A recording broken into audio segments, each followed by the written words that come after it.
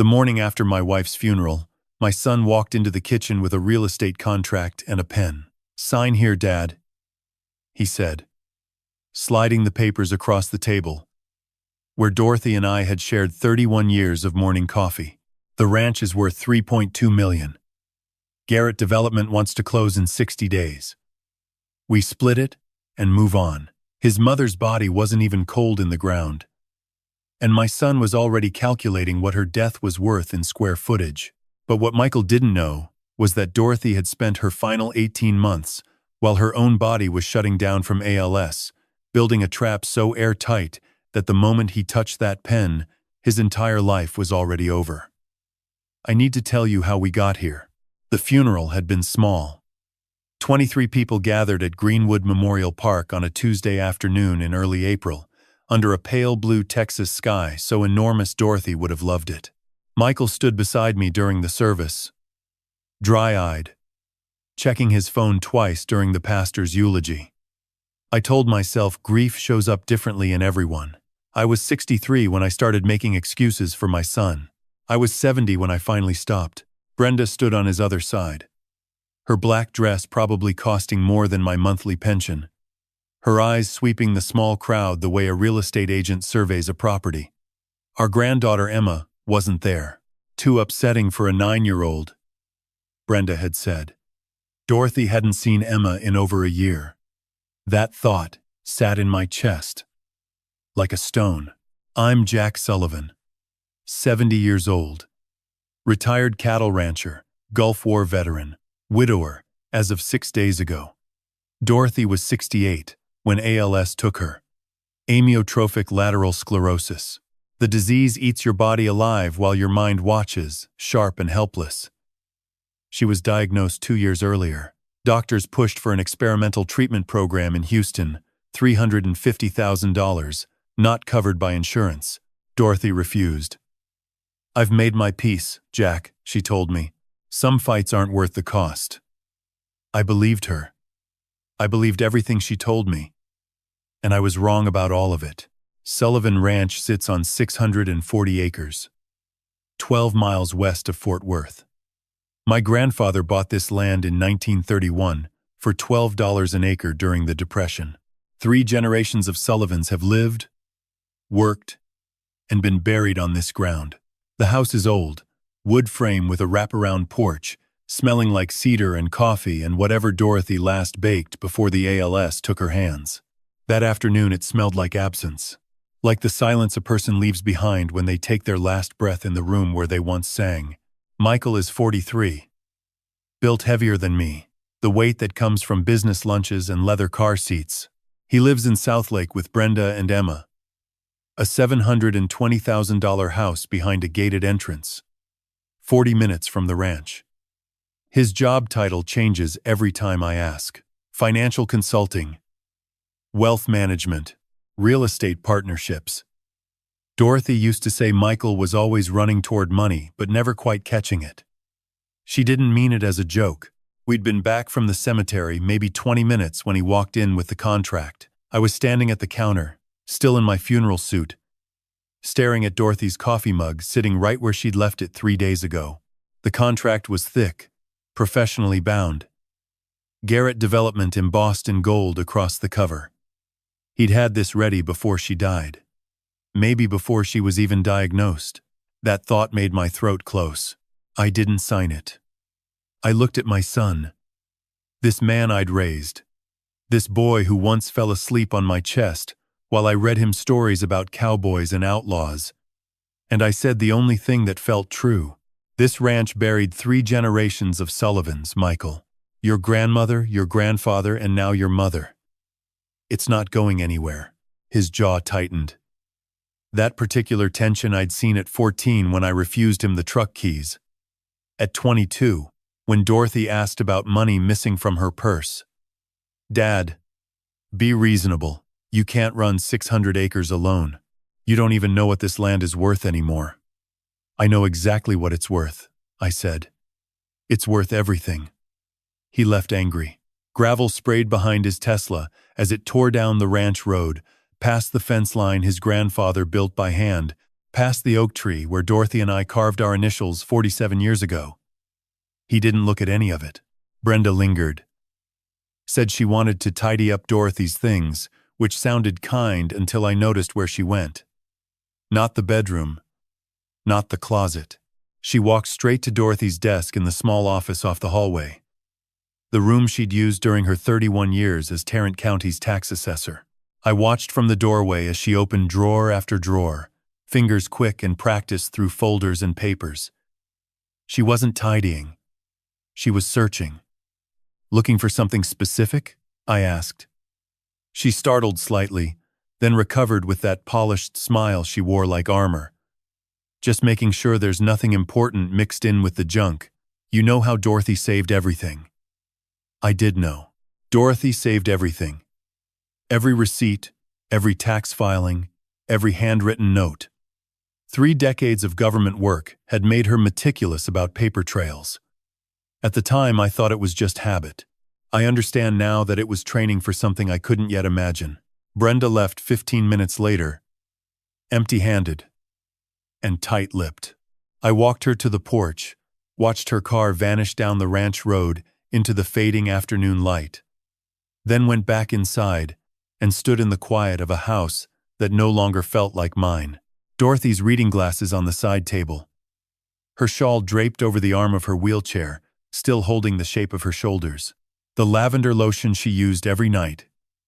Sitting on the bathroom shelf with the cap off, as though she might come back for it. On the shelf beside the fireplace sat the Sullivan family Bible. Leather-bound, cracked at the spine. 3 generations of births and deaths recorded in fading ink on the front pages.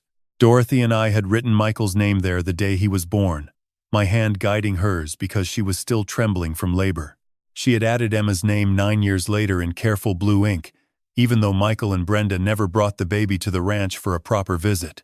I didn't open it that night. I was tired and grieving, and still making excuses for my own son's coldness. But something else caught my eye before I reached for the kitchen light. An envelope on the counter, half buried under sympathy cards and casserole dishes from neighbors. A property tax notice from Tarrant County, addressed to Dorothy, dated 3 weeks before she died. Habit made me open it. Dorothy's voice in the back of my mind, steady and insistent, made me read every single line. The assessment listed a lien against Sullivan Ranch.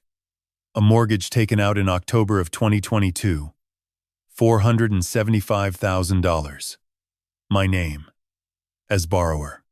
My signature at the bottom, a signature that looked like mine but wasn't, because I had never in my 70 years borrowed a single dollar against the land my grandfather bled to buy. Someone had forged my name and mortgaged my family's ranch without my knowledge.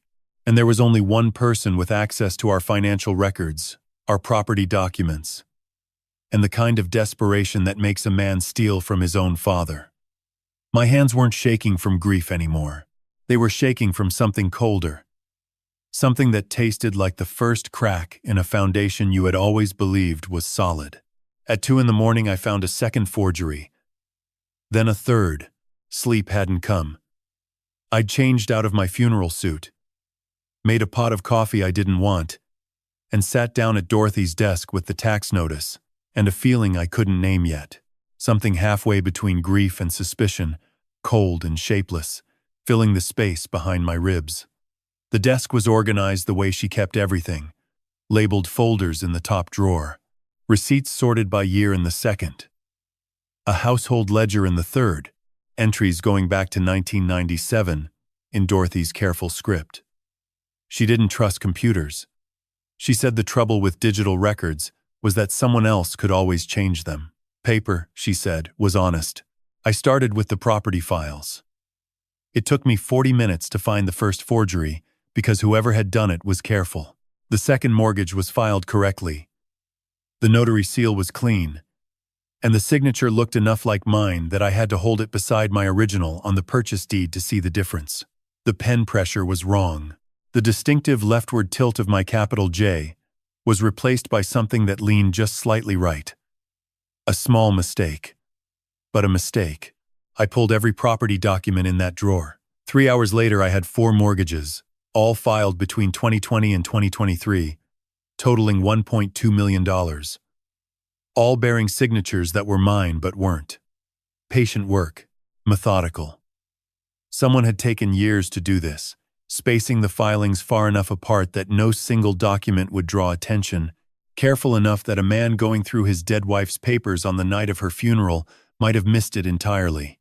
I almost had. The sun wasn't up when I walked to the kitchen and stood at the window looking out at the pasture in the gray pre-dawn light. Cattle moved slowly in the far field. The windmill turned. Everything on the surface of Sullivan Ranch looked exactly as it had for 60 years. Underneath, someone had been quietly dismantling it board by board. I thought about Dorothy, about the way she'd spent her final months sitting in her wheelchair at this same window, watching those same cattle. With that expression, I'd read as peace, acceptance, a woman coming to terms with a body that was failing her. I'd been grateful for that peace. I'd told myself it was grace. Now I held a different possibility in my mind and turned it slowly. She had been Tarrant County's tax assessor for 31 years. She had reviewed thousands of property filings. She had flagged fraudulent documents, testified about forged signatures, trained new staff to identify the difference between a genuine notary seal and a copied one. If anyone in this household would have noticed a forged mortgage on their own land, it was Dorothy. And Dorothy noticed everything. I went back to her office. There had to be something else. She didn't let things go unaddressed. She documented. She filed. She kept records of records. If she'd found what I was looking at now, she would have left a trail. I worked through the remaining drawers and found nothing beyond what I'd already seen. Tax returns, utility bills, insurance documents, clean, organized, nothing pointing toward what I needed. I was about to give up when I noticed the shelf. Dorothy had kept personal items there.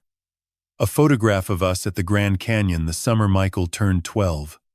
A small clay pot Emma had made in second grade. Glazed uneven orange and blue. A jar of smooth river rocks collected over 4 decades of walks along the Brazos bottoms. And the Sullivan family Bible, which I had glanced at earlier and set aside without opening. Something made me reach for it again. Maybe the way she'd positioned it slightly forward from the other items, as though she'd wanted it noticed. Maybe 47 years of marriage had taught some part of me to listen for her even now. The Bible was heavier than I remembered. When I opened the cover, I understood why. Tucked between the page recording our wedding date and the page listing Michael's birth was a sealed white envelope, my name written on the front in Dorothy's handwriting. Not the trembling script of her last weeks. This was her courthouse hand. Careful and precise. The handwriting she'd used for documents that needed to last. I sat in the corner chair and held the envelope without opening it. The house was quiet, except for the refrigerator hum and wind pressing against the window pane. Whatever was inside was going to change something. I understood that without knowing anything else. I opened it. The letter was 2 pages, front and back, single-spaced. Dated January 17th of this year, 10 weeks before she died. She had written it when she could still hold a pen. She wrote, "Jack, if you're reading this, you found the mortgage notices. You're sitting at my desk at some ungodly hour the way you always do when something's wrong, and you've already made 2 pots of coffee and drunk neither of them. I know you, my love." I had to put the letter down. Pressed both hands flat on the desk and breathed until the blurring in my eyes cleared. Then I picked it up again. She wrote, "I know, because I sat in that same chair 2 years ago and found exactly what you're finding now. Michael and Brenda have been stealing from us for 7 years. Not careless borrowing, not a mistake, systematic theft. Forged documents, shell accounts. More than $2 million taken while they sat at our holiday table and watched me lose the use of my hands. I have proof of everything. Every withdrawal, every forged signature, every transaction they thought I was too confused to notice." She wrote, "Take this letter to Raymond Hicks at First National Fort Worth on West 7th Street. Tell him Dorothy sent you. He's been waiting. He knows exactly what to do next. I read the final line 4 times before I let myself believe it. She wrote, "Trust no one in the family, Jack. Not until this is finished. I'm sorry I couldn't tell you in person. I'm sorry for what it cost us both. But some truths can only survive if they're protected long enough to matter. I love you. I have always loved you. Now go." Raymond Hicks had silver hair cut short, the upright posture of a man who had spent time in uniform before he spent it behind a desk. And when he stood to greet me across his office, his eyes went to Dorothy's letter in my hand before they went to my face. "Mr. Sullivan," he said. "I've been expecting someone. I wasn't sure if she had told you where to find me." He closed the door. Then he locked it. Then he pulled the blinds on the interior window, looking out onto the lobby. All of that took about 10 seconds. And by the end of it, my heart was hammering against my ribs. I had arrived at First National Fort Worth at 8:53 on a Wednesday morning, sitting in my truck across the street until I watched the lobby lights come on inside. The bank occupied a corner on West 7th Street, 3 stories of limestone and glass a few blocks from the museums Dorothy and I used to visit on Sunday afternoons before the ALS changed what Sunday afternoons looked like. I had walked past this building 100 times in 30 years. I had never once gone inside. Dorothy handled our banking. I understood now why. "You know about the account," I said. "Not a question. I know about several accounts." Raymond gestured to the chair across from his desk. "Please sit down. This is going to take some time." He was 55 years old, a former Marine Corps finance officer who had spent 22 years in the Corps before 14 more at First National. He had the kind of steady hands and measured voice that suggested he had delivered bad news before and understood how to do it without making it worse. He opened a file folder that looked like it had been waiting in his drawer for exactly this moment. "Your wife first came to see me 18 months ago," he said. "She called ahead, asked for a private appointment, and arrived with a cashier's check for $2.1 million. Proceeds from the sale of mineral rights beneath the Sullivan Ranch property, filed through a separate attorney in Granbury. Rights she had inherited from her father when she was 22, and never mentioned to anyone." Raymond set the file open between us. She wanted a certificate of deposit, highest available rate, longest available term. And she was very specific about the conditions of the account. Only she could access it, in person, with photo identification. If anyone else attempted access for any reason, I was to deny the request immediately and call her personally on her cell phone, not the ranch line. The landline Michael had insisted they keep for emergencies.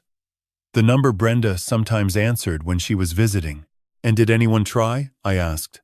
Raymond turned his monitor toward me. 4 times. He walked me through each attempt slowly and without hurry, the way a man does when he understands the person across from him needs time to absorb each detail before the next one lands. March of 2022, July of 2022, January of 2023, September of 2023. Each time, a power of attorney document submitted claiming Dorothy Sullivan was mentally incapacitated and unable to manage her own affairs. Each one bearing her signature, notarized and professionally formatted. Each one denied within 48 hours. "What was wrong with the signatures?" I asked. "They were very close," Raymond said. "But your wife signed every document in our system with a specific pen pressure, a slight upward angle on her capital letters, and a consistent double loop on the lowercase d in her surname.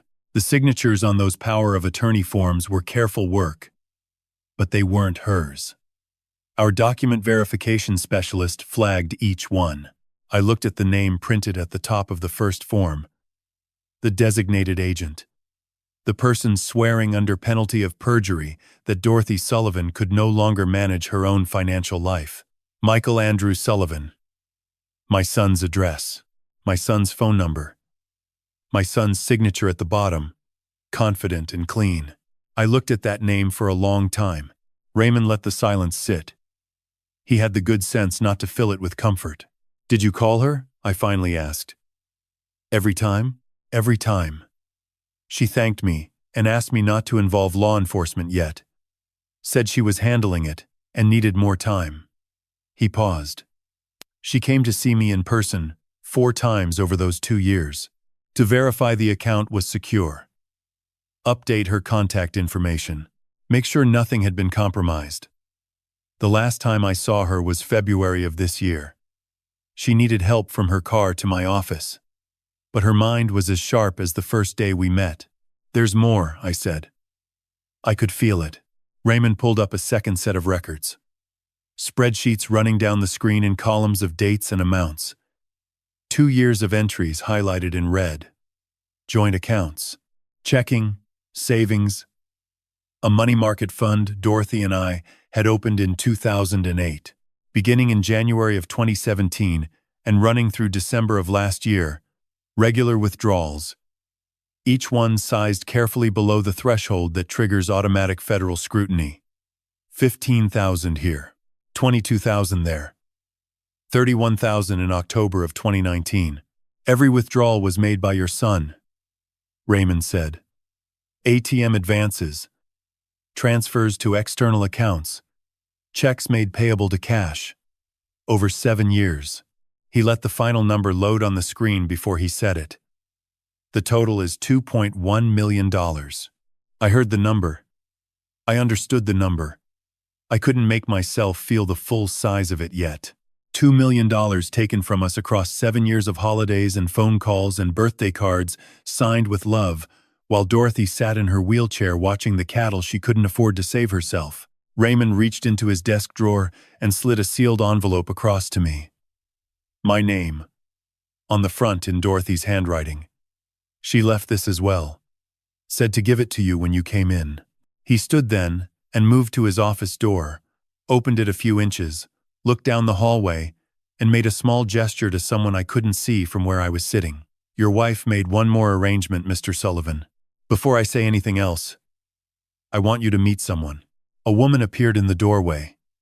Late 40s, dark hair, the composed expression of someone long practiced at delivering information that changed people's lives.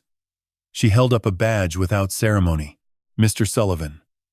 My name is Detective Maria Torres, Tarrant County Financial Crimes Division. She stepped inside and closed the door quietly behind her. Your wife contacted my department 8 months ago and filed a detailed complaint. She left specific instructions about when I was authorized to act on it. Torres met my eyes steadily. I have been waiting for you to walk through that door ever since. Your wife predicted every step of this, Mr. Sullivan, Detective Torres said, before she had opened her folder or taken her seat. Including the fact that you're sitting here right now. We had moved to a conference room at the back of the bank. A small, windowless space smelling like carpet cleaner and old coffee. Torres set a thick manila folder on the table. On the cover, in Dorothy's handwriting, 2 words that stopped me cold. Sullivan case. The same clean, direct labeling she had used on property filings at the county assessor's office for 31 years. No sentiment. No ambiguity. Dorothy. In 2 words. Your wife came to my office on October 15th of last year. Torres began. She didn't have an appointment. She walked in, sat down, and said, I'm being robbed by my son, and I need to file a formal complaint before I die, because I won't be alive to do it afterward. Torres's voice stayed professional, but something moved beneath it. I've been with financial crimes for 16 years. I've never had a victim come to me that way. Dorothy had brought Torres the same documentation she had been building for years. Bank statements. Photographs of the forged power of attorney forms. A typed timeline. Dated and annotated in her assessor's shorthand, mapping every major theft from the first withdrawal to the last. She had organized it into tabbed sections the way she organized property case files. Each one labeled with a category and a date range, everything cross-referenced, nothing left to interpretation. Why didn't she turn him in right then? I asked. She had the documentation. She had you. Why wait? Torres considered her answer. She gave me 2 reasons. The first was evidentiary. She said Michael would claim she had given him permission to manage the accounts. He would argue. Confusion. Early cognitive decline. An elderly woman too impaired to track her own finances. Torres paused. She said people believe sons over mothers, Mr. Sullivan. Especially when the mother is old and sick. She wanted the case to be airtight before anyone moved. No gaps he could slip through. That was Dorothy. 31 years of watching fraud cases succeed and fail in Tarrant County courtrooms had taught her what airtight looked like, and what almost airtight cost the people who relied on it. And the second reason? I asked. Torres folded her hands on the table. She said, if you found out, you would try to handle it yourself. Call Michael. Listen to his explanation. Give him the chance to confess, and pay it back quietly. Her eyes met mine without apology. She said you believed in second chances for people you loved. She said in this particular case, that belief would destroy everything she had built. The air conditioning cycled on somewhere in the ceiling. I sat with that for a moment. The particular silence of hearing someone describe you accurately from beyond the grave.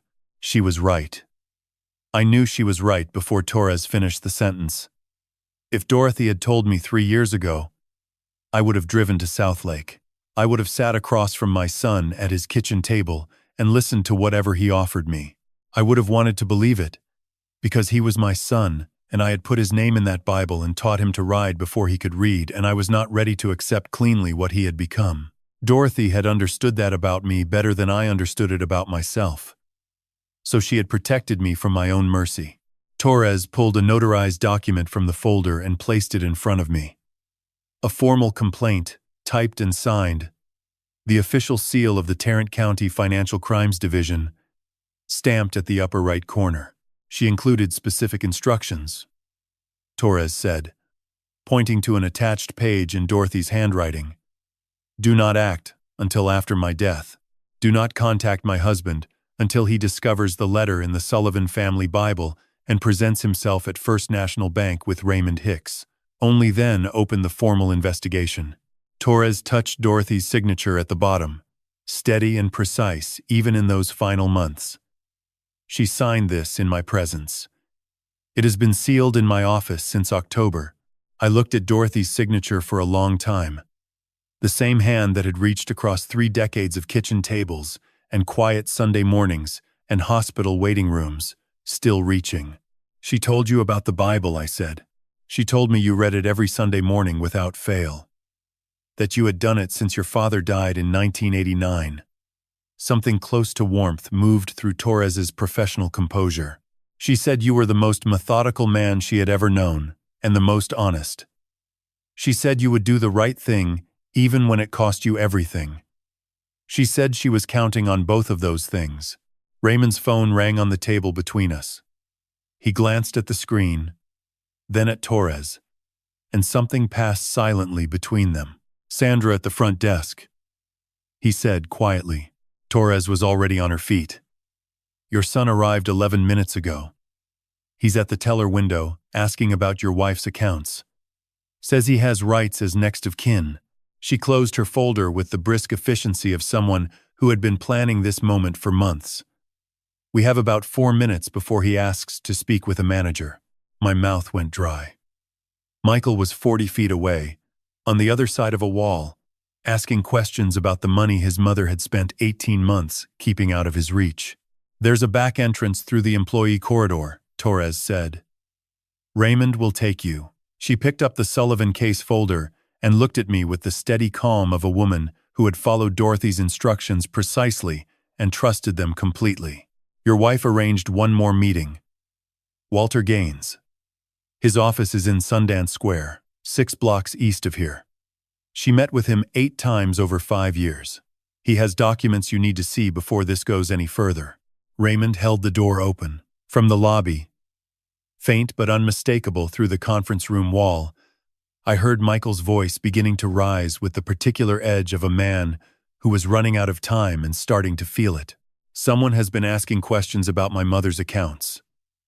I have a right to know who. Torres guided me by the elbow into the back corridor. Gone before he knows it. she said quietly. Your wife was very specific about the order of things.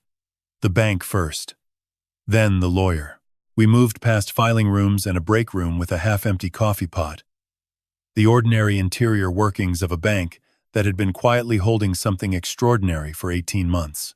Behind me, Michael's voice faded into the walls. Ahead, a push-bar door opened onto bright West 7th Street and a Texas morning that looked exactly like any other. Dorothy had been 8 steps ahead of all of us. She had been 8 steps ahead even when she couldn't lift her own hands. Walter Gaines was 74 years old, and when he opened the door of his office on the 4th floor of a building that had been standing since the oil boom, the first thing he said was this: "She told me you'd probably still be wearing your funeral suit." I looked down at myself. I was. His office occupied the corner of a narrow brick building on Commerce Street, 3 blocks east of the bank, one of those Sundance Square structures that had survived every decade of Fort Worth's reinvention without needing to change. Law books lined every wall, floor to ceiling, the kind of collection that came from reading rather than decorating. The room smelled like old paper and the particular dust that accumulates in places where serious work happens over long years. Gaines himself was slight, white-haired, wearing a cardigan that had seen better decades. But his handshake was firm and his eyes were sharp. The eyes of a man who had spent 50 years watching people hide the truth in documents and had grown very good at finding it. I've known Dorothy since 1984, he said, settling behind his desk. We worked the same property fraud case when she was new at the assessor's office, and I was new at this practice. She called me 6 years ago and said, "Walter, I have something that's going to take patience and time to prosecute properly. Are you still the man for that?" He folded his hands. I told her I was. Torres had taken the chair near the window. She said nothing. This part was between Gaines and me. On his desk sat a storage box, the kind used for legal case files. On the side, in black marker, Dorothy's handwriting. Sullivan case. To be opened only after my death. She brought materials in stages, Gaines said, lifting the lid and setting it aside. The first visit, just bank statements, going back 2 years. Each visit after that, she added more. Printed text messages she'd recovered from a shared phone plan account. Email exchanges between Michael and Brenda discussing the accounts by dollar amount. Annotated withdrawal records, cross-referenced against statements Michael had made to her about where the money went. Hospital bills he'd submitted for emergencies that no hospital in the Dallas-Fort Worth area had any record of. He began setting folders on the desk between us, each one labeled in Dorothy's system. Bank records, forged documents, communications, timeline, property filings. 6 years of methodical, patient work by a woman whose body had been shutting down around her, even as her mind kept building. The last time she came to see me was February of this year, Gaines said. He touched the edge of the timeline folder without opening it. Wheelchair by then. Needed help with her coat. Her speech was slower but still clear enough to conduct business. She came to verify that everything was properly filed. The documents correctly notarized. The chain of custody documented so that nothing could be challenged on technical grounds at trial. He looked at me directly. She was thorough to the very end. At the bottom of the box sat 2 items that hadn't been placed in folders.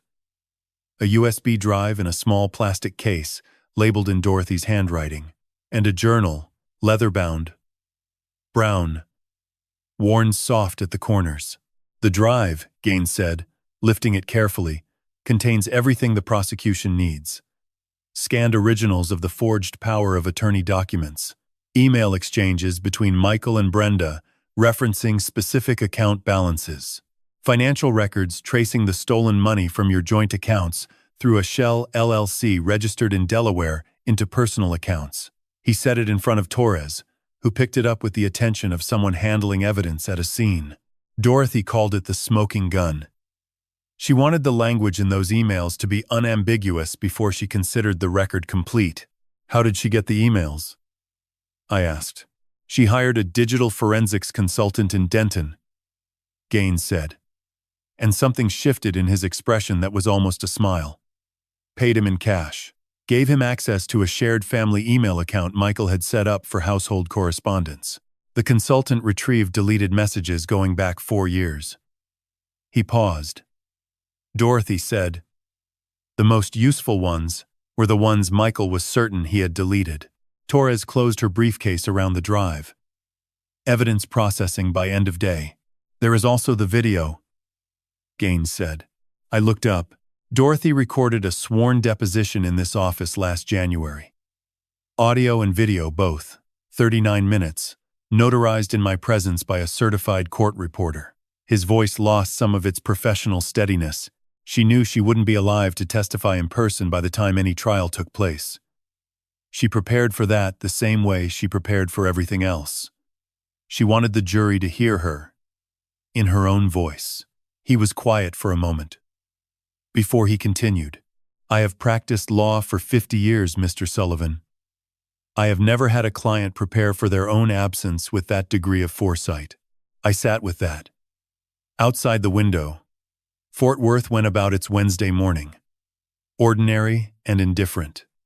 Traffic on Commerce Street. A pigeon on the ledge across the way. The particular brightness of Texas spring light that Dorothy always said was too honest, that it showed everything exactly as it was with nowhere for anything to hide. Gaines reached into the box one final time and set the leather journal in front of me. He held it a moment before releasing it, and in that moment, I understood it had weight for him too.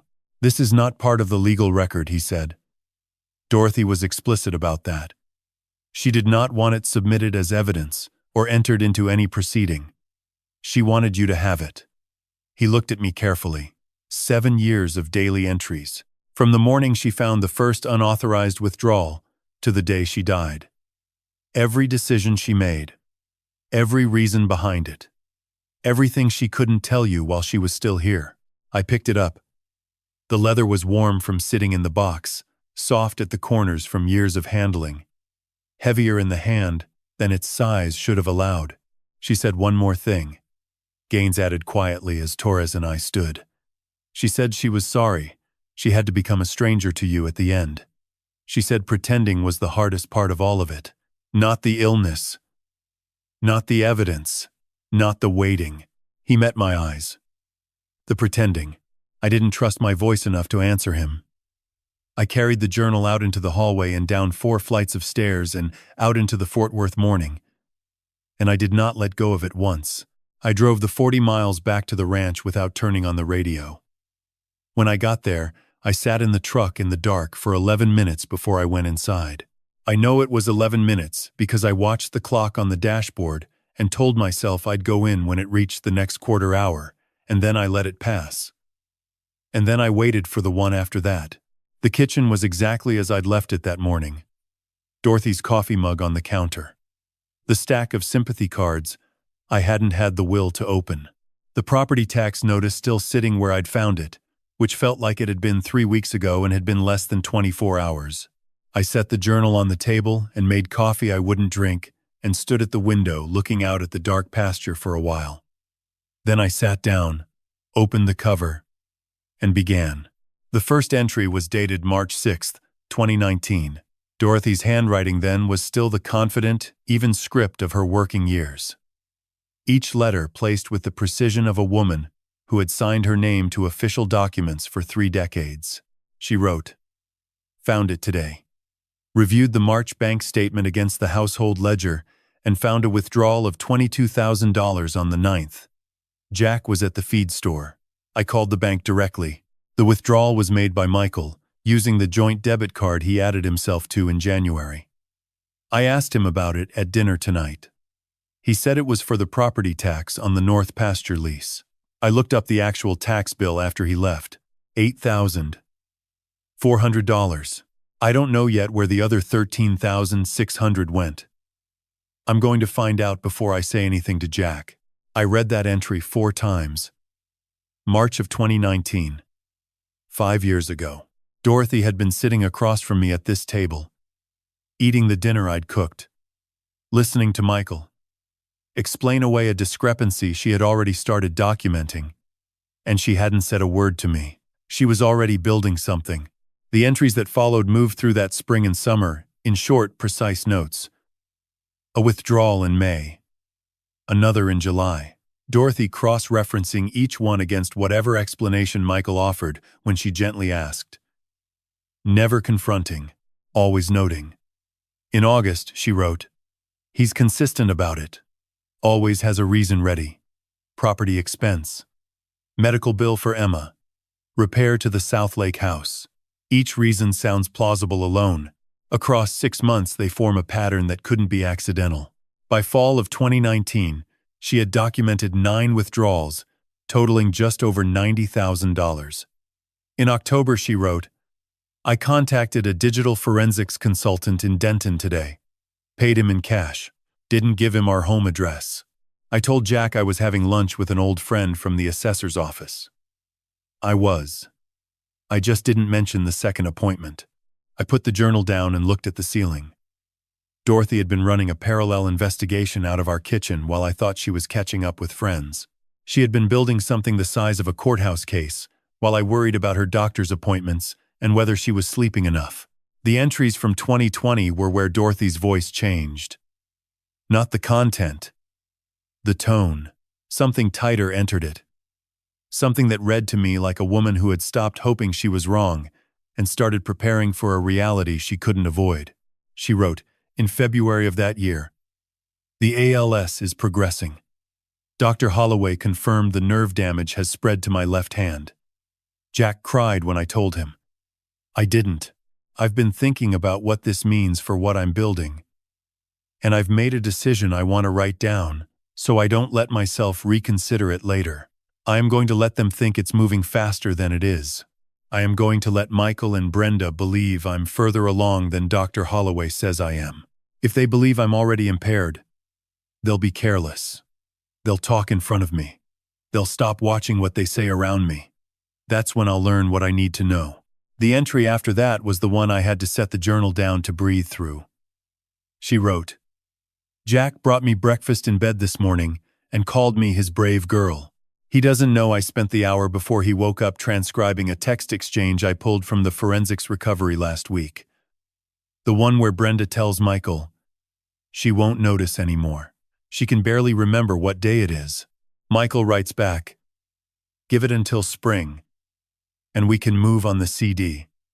Brenda writes, if the CD even exists, we need to find out where she put it. They had been hunting for it in writing. They had known the certificate of deposit existed and had been hunting for it.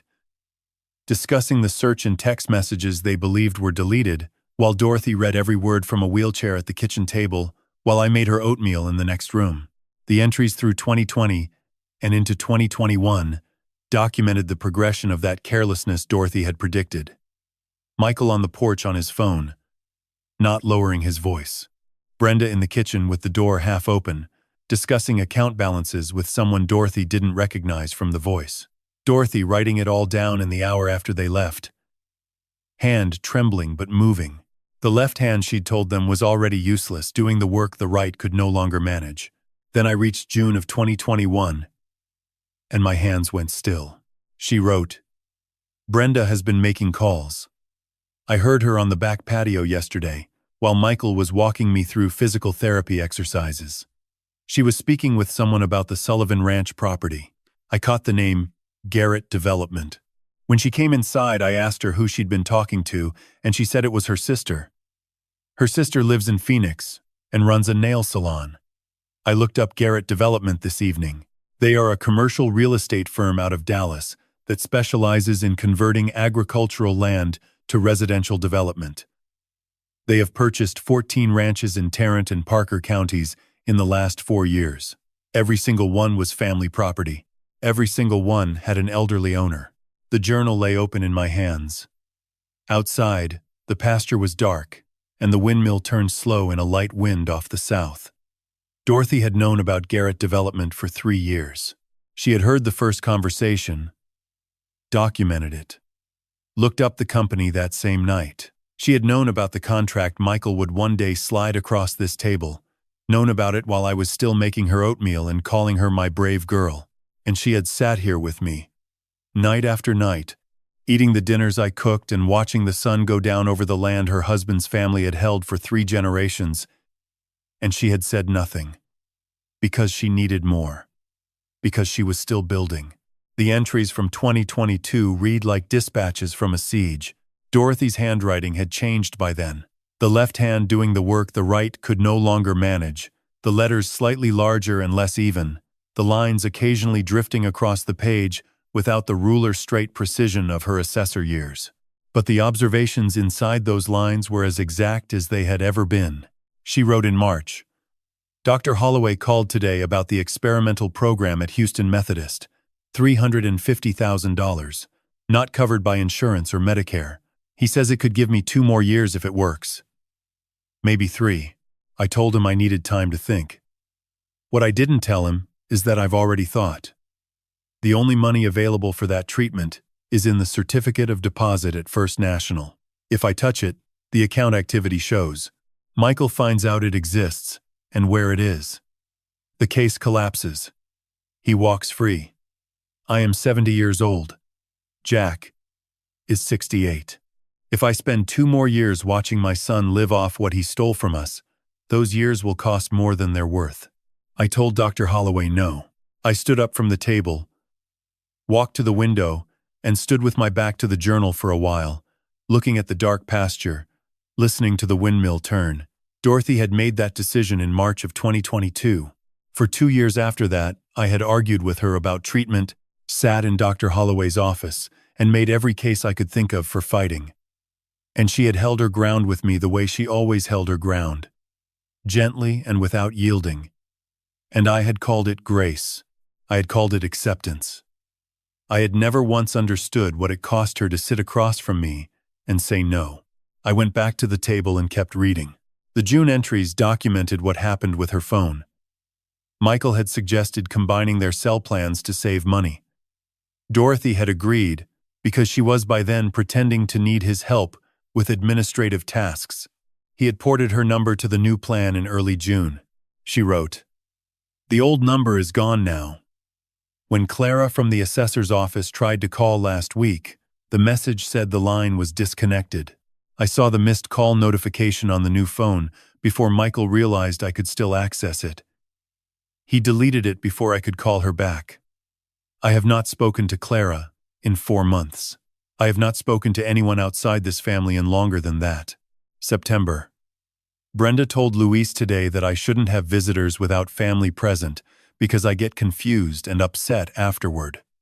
Luis has worked this ranch for 19 years. He nodded and said, "Yes, ma'am." I watched from my window as a neighbor who had brought a casserole was turned away at the gate. She stood there for a moment, holding the dish, looking toward the house. I could not open the window. My hands would not cooperate, and I was afraid if I called out, Michael would hear from the barn. She left. I ate alone that evening. I put the journal down. I knew Luis. Had known him 19 years. The same as Dorothy.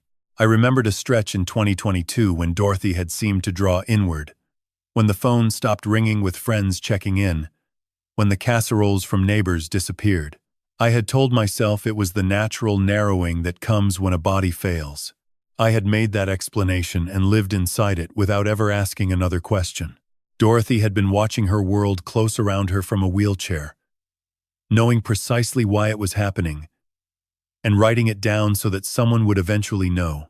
The 2023 entries were shorter, the left hand tiring faster, her shorthand tighter, but the detail never suffered. She documented Brenda's phone calls, documented conversations half heard through doorways, documented the dates on which Torres's sealed complaint continued to wait, marking each month like a post driven into the ground along a fence line she was building towards something she already knew she would not live to see finished. In November, she wrote, "Torres called today to check in. I told her everything is in order. She asked about my health, and I told her I expected to see the spring. I don't know if that's true anymore. My breathing is worse this week. Dr. Holloway wants oxygen at night. I told Jack it was precautionary. He believed me. He still believes everything I tell him. And that fact, more than anything else about this situation, is what I am doing all of it for. January of 2024. The handwriting had become effortful, each letter pressed into the page, as though weight were the only way to make it stay. She wrote, Dr. Holloway confirmed today. Stage 3. Pancreatic cancer. Secondary diagnosis, he called it. Secondary to the ALS. As if there is a hierarchy of ways a body fails. He wants to begin treatment immediately. Jack was in the waiting room. I told the doctor no and told him why, and asked him not to share the reason with my husband. He looked at me for a long time before he agreed. I think he understood what I was doing. I think he also believed I was wrong. He may be right. But the case is complete, and Jack will find the Bible. I have to trust that. The final entry was dated April 1st. This year, the day she died. The handwriting was barely there. Each marked the last reserve of a hand that had almost nothing left. She wrote, Jack is still asleep. I can hear him from down the hall. That quiet sound he makes. The one that used to keep me awake, and that I would now give anything to hear for one more year. The horses are in the south pasture. The light is coming in low through the window the way it does in spring. I have left everything he needs. The letter. The Bible. Raymond. Torres. Walter. I have built the best case I know how to build, and I trust him to finish it. Tell Emma about the ranch. Tell her what her grandfather built here, and what her grandmother tried to protect. I love him. I have always loved him. I closed the journal. I did not turn on any lights. I sat in the dark kitchen with the journal between both hands, and the windmill turning slow outside, and Dorothy's last handwriting still moving behind my eyes, and I let everything I had held together since the funeral come undone all at once. When I could breathe again, I picked up my phone. Torres had said any time. She answered on the second ring. I read it, I said. All of it. A pause. And then her voice, steady and unhurried. Are you ready to finish what she started? I looked out at the dark pasture. At 640 acres, 3 generations of my family had put their hands into. At the windmill, Dorothy had watched from her window while she built something I was only now beginning to understand the full weight of. Yes, I said. Tell me what comes next. Torres arrived at the ranch at 8 Thursday morning, carrying the financial biography of a marriage built entirely on stolen money. I'd slept 3 hours. It didn't matter. The grief of the night before had shifted into something harder and more purposeful. Something that required movement, rather than stillness, and when I heard her truck on the gravel, I was already at the kitchen table with coffee going, and Dorothy's journal set aside on the shelf where it would stay, until I was ready to decide what to do with it. Torres spread her records across the same table where I'd read those journal entries 12 hours earlier. Laptop open, folders arranged in order, a yellow legal pad covered in her precise handwriting. She had the focused efficiency of someone who had been working since before dawn and hadn't noticed. I want to show you exactly what they built, she said. No preamble. She turned the laptop toward me and clicked through to the first screen. Michael and Brenda Sullivan own a $720,000 house in Southlake. Purchased in 2018 with a 20% down payment in cash.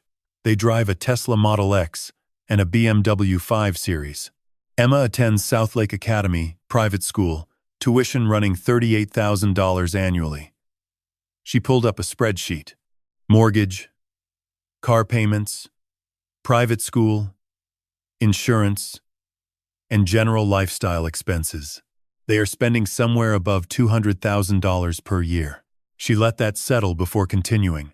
Michael's legitimate consulting income, $95,000 in a typical year, maybe $115,000 in an exceptional one. She met my eyes. He cannot cover that life on what he earns. So we kept pulling threads. She clicked to a new screen. Corporate filing documents, the kind that look routine on their face until someone explains what they mean. September of 2018. Michael registered a limited liability company called Lone Star Agricultural Consulting. Filed in Delaware, not Texas. Why Delaware?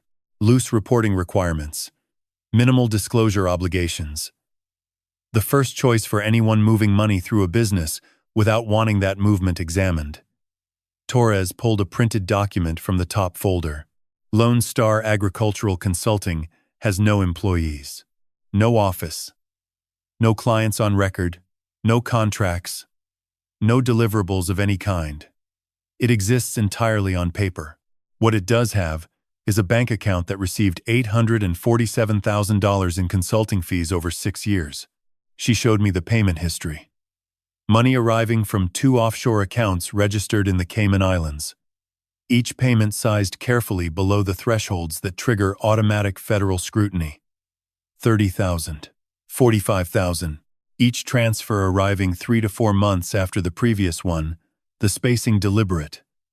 The amounts varying enough to avoid a pattern any automated system would flag.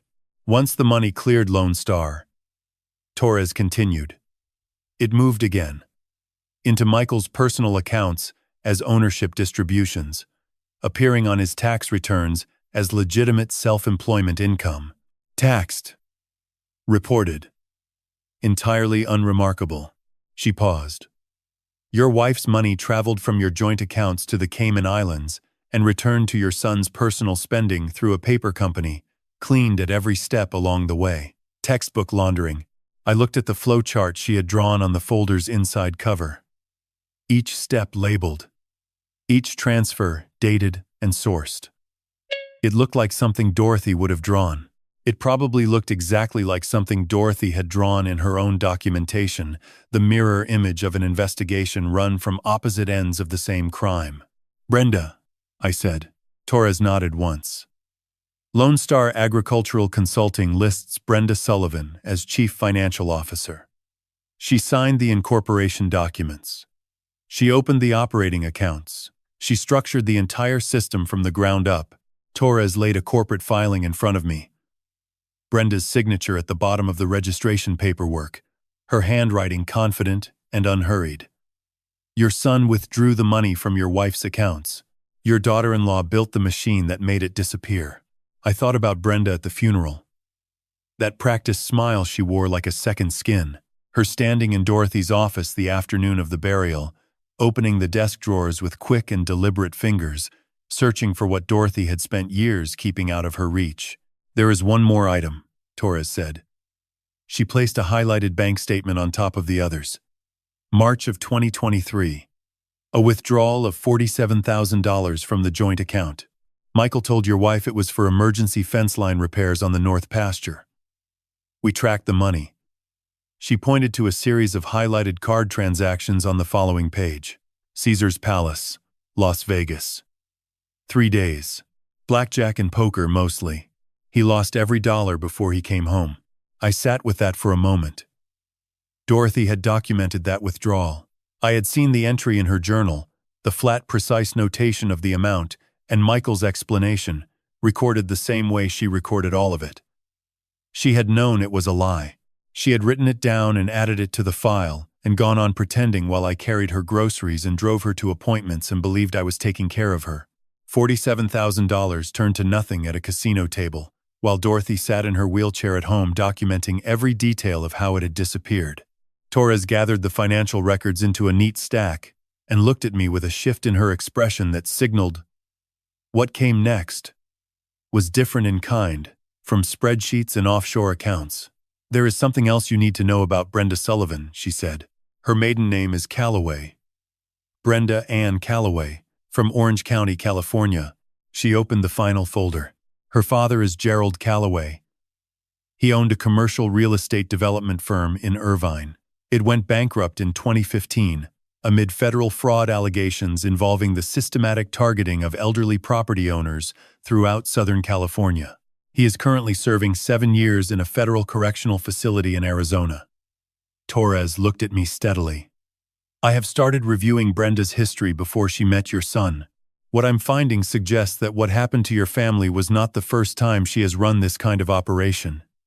She paused. I've already found 2 other names. 2 other ranches. 2 other elderly people who lost property under circumstances that look remarkably like what happened here. The first thing Linda Marsh said when we sat down across from her at Joe T. Garcia's was not hello. It was this. Your wife called us. Did Torres tell you that? She called the company directly, and she saved your ranch from 600 miles away while she was dying. Joe T. Garcia's occupied a sprawling complex near the Stockyards District, a Fort Worth institution with patio seating, and the smell of mesquite and fresh tortillas drifting through from the kitchen. Linda had arrived early. She sat in the far corner with a coffee gone cold in both hands, the way a person holds something when they need the comfort of holding rather than the thing itself. She was 39 years old, and she looked like someone who had been carrying weight not designed to be carried alone. Dark circles beneath careful makeup, the composure of a person who had practiced saying difficult things enough times to get the shaking out of her voice. When she first saw Torres, she didn't look angry. She looked relieved. I've been waiting 3 years to say that to someone, she said. Torres made the introductions. We ordered coffee neither of us would drink, and Linda set both hands flat on the table the way a person does before giving testimony. I joined Garrett Development in 2020 as a senior acquisitions agent, she said. My job was to identify and negotiate the purchase of large agricultural properties in the Dallas-Fort Worth corridor. Ranches primarily. Land transitioning out of family use. She paused. Brenda Sullivan reached out to me in August of 2022. Said she was the daughter-in-law of an elderly rancher in the Fort Worth area whose property had been in the family for generations. Said the family had reached an agreement to sell. Said the owner had already given his full authorization. The owner being me, I said. You? Yes. She sent the property documentation by email. Deed, surveys, water rights assessments, a signed authorization letter bearing your name. Linda's voice stayed level with visible effort. Everything looked standard. The authorization letter was properly formatted. The signature appeared authentic. I submitted it to our legal team, and we began the appraisal process. Torres placed the authorization letter on the table between us. My name at the bottom. The same, slightly right-leaning capital S in Sullivan I had now seen on 4 separate forgeries. When did you know it was wrong? I asked. Our legal team ran standard signature verification on any transaction above $2 million. The software flagged the authorization letter. Not a definitive finding. Just enough uncertainty to require follow-up. I was asked to contact the seller's representative for additional confirmation. Linda looked at the letter without touching it. I called Brenda to explain that we needed a notarized verification or an in-person meeting with the property owner. She paused. That's when she changed. Changed how? Until that moment, she had been professional and organized. Businesslike. When I told her we needed more documentation, she went quiet for several seconds and then said, I wouldn't push on this if I were you. I have contacts at the licensing board, and I know how to make a complaint that follows someone. Linda held my eyes. She was telling me that if I pressed the issue, she would file a professional complaint against my real estate license. Even frivolous complaints take 18 months to resolve, and they attach to your record. Another pause. I took the threat seriously. I started a report to my supervisor, but I didn't know how far to push. What happened before you could finish it? Torres asked. We received a phone call at the Garrett Development main office. Linda set her cold coffee down. From the owner of Sullivan Ranch, a woman. Elderly, the receptionist said, with a voice that was laboring but still clear. She identified herself as Dorothy Sullivan. She said she was calling to inform Garrett Development that any representation made regarding the sale of Sullivan Ranch was fraudulent. That no sale had been authorized. That the signatures submitted were forged. Linda looked directly at me. She gave our office the name of a detective at Tarrant County Financial Crimes Division and asked us to file a report immediately. She called on September 14th of 2022, 7 months before she died. I sat with that, Dorothy in her wheelchair in the kitchen, her left hand working the phone, making a call to a real estate company in Dallas without telling me, the same way she had made every other move in 6 years of building, quietly, without asking for anything, while I drove her to appointments and carried her groceries and told myself I was the one taking care of her. Garrett Development filed the report with Torres's division that same week. Linda continued. It accelerated the formal investigation significantly, and it created a documented paper trail linking Brenda directly to the attempted fraud in a way that came from outside the family. She reached into her bag and set a folder on the table. Organized and tabbed, the kind of file a person builds when they've learned through hard experience what documentation is worth. After Brenda threatened me, I started keeping records of everything. Every email she sent me, every voicemail, every text message. I have had this file ready for 3 years. She pushed it across to Torres. I want to testify. I have wanted to testify since the day your wife made that call, and I understood exactly what she was doing. Torres took the folder carefully. Tell him about Helen Parsons, she said. Linda nodded. After Brenda threatened me and disappeared from contact, I searched her name. Found the Calloway connection. Found her father. Then I found Helen. She looked at me. Helen Parsons is 73 years old. She runs a cattle operation outside Abilene. In 2019, Brenda approached her under the name Calloway, posing as an estate planning consultant. Over 14 months, she systematically drained Helen's operating accounts and filed a partial deed transfer on 200 acres of her property. Helen lost $400,000 and came within one county clerk's flag of losing the land outright. Linda's voice was steady and flat, and it cost her something to keep it that way. I found her last month and called her directly. She has been waiting for exactly this conversation for 4 years. She will testify. Torres closed the folder. She looked at me across the table, and the afternoon light coming through Joe T. Garcia's front windows caught the side of her face, and I thought about Dorothy making that call from her kitchen in September of 2022, laboring through every word, saving the ranch she had spent 6 years trying to protect.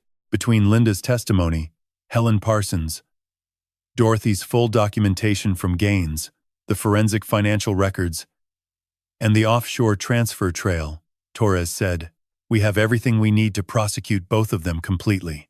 She paused and looked at me with the directness that was simply who she was. I'm filing for arrest warrants first thing Monday morning.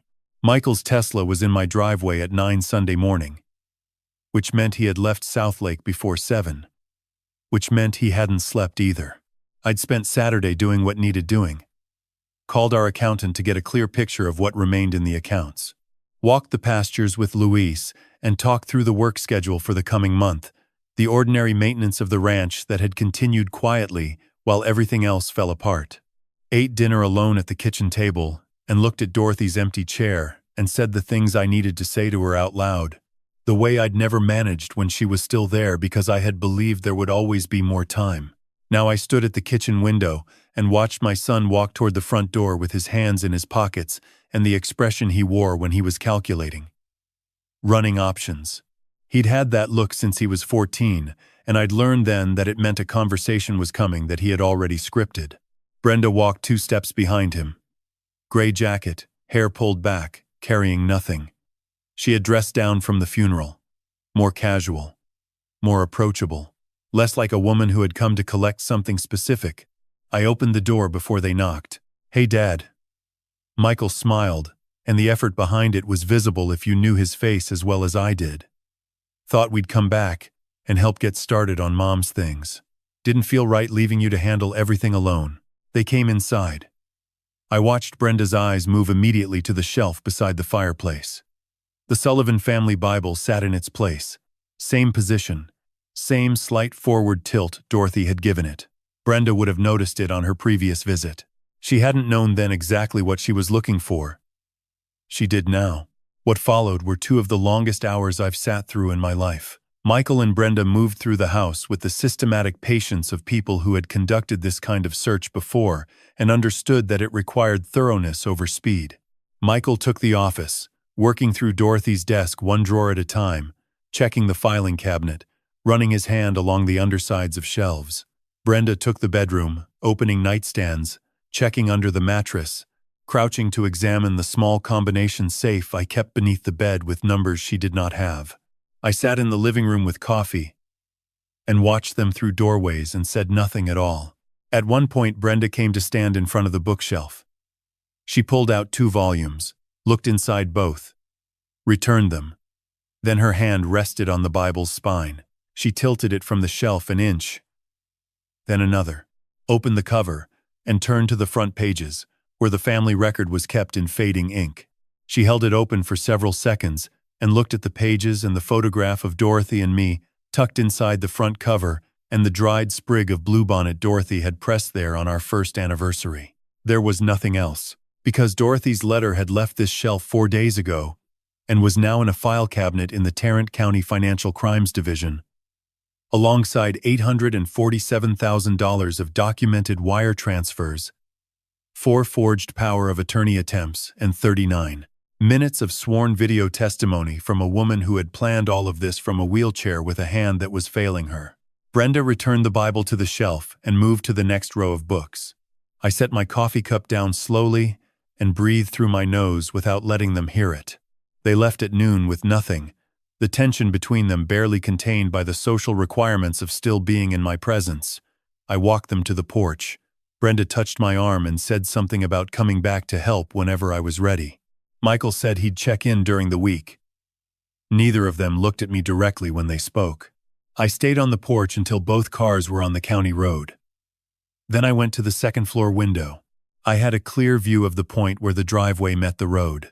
Both cars had pulled to the shoulder, and Michael was out of the Tesla, standing beside Brenda's window.